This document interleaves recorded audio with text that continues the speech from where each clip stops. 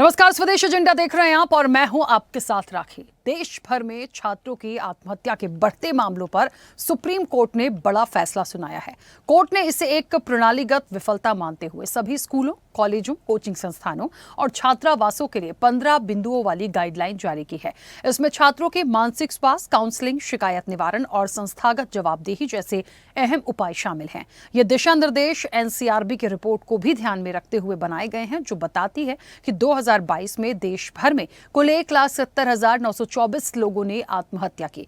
उनमें से 13,044 तो छात्र ही थे, जबकि 20 साल पहले 2001 में स्टूडेंट्स की मौत के आंकड़े 5,425 थे। आखिर छात्रों की मौत का जिम्मेदार कौन है और सुप्रीम फैसले के बाद इसमें कितना बदलाव आएगा, इसी पर आज हम विस्तार से करेंगे चर्चा। उससे पहले देखिए ये रिपोर्ट।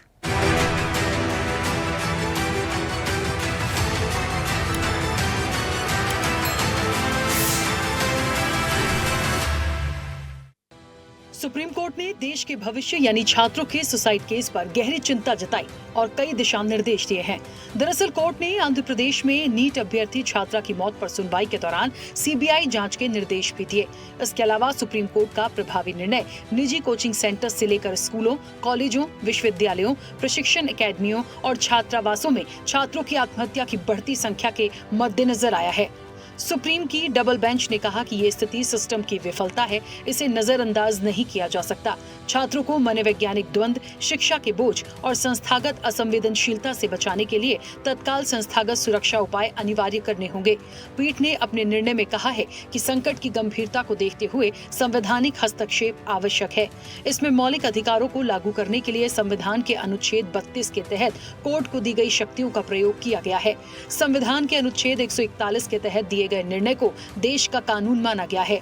पीठ ने कहा उसके दिशा निर्देश तब तक लागू रहेंगे जब तक संसद या राज्य विधानसभाएं एक उपयुक्त नियामक ढांचा लागू नहीं कर देती। आइए जान लेते हैं सुप्रीम कोर्ट की वो 15 गाइडलाइन।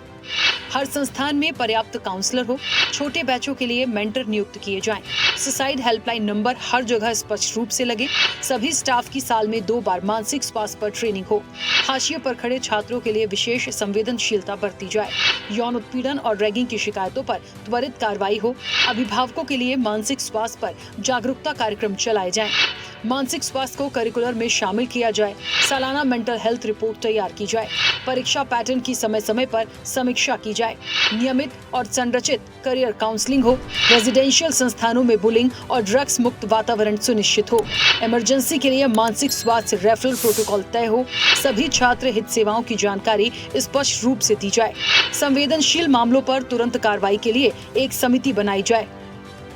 ये निर्णय 17 वर्षीय नीट अभ्यर्थी छात्रा की दुखद और अप्राकृतिक मृत्यु की सुनवाई के बाद आया है, लेकिन एनसीआरबी के सुसाइड के आंकड़े गहन चिंता का विषय हैं।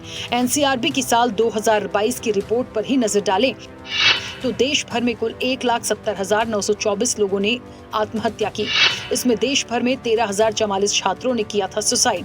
2001 में स्टूडेंट्स की मौत के आंकड़े 5,425 थे।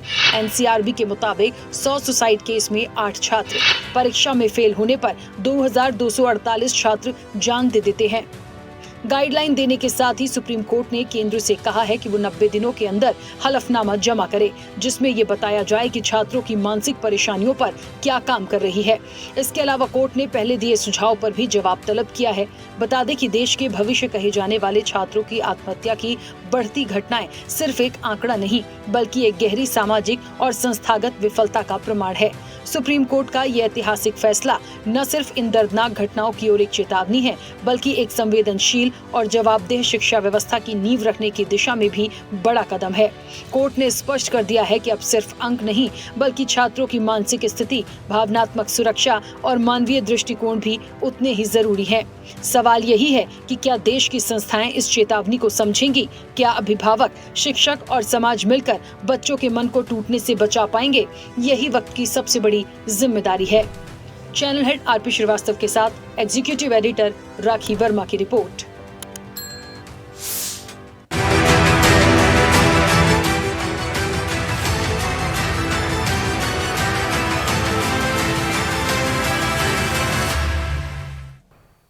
ऐसे ही वीडियोस के लिए लाइक करें, शेयर करें, फॉलो करें YouTube पर जाकर सब्सक्राइब कर बेल आइकन दबाना ना भूलें और ताजा अपडेट्स के लिए स्वदेशलाइव.com पर जरूर जाएं।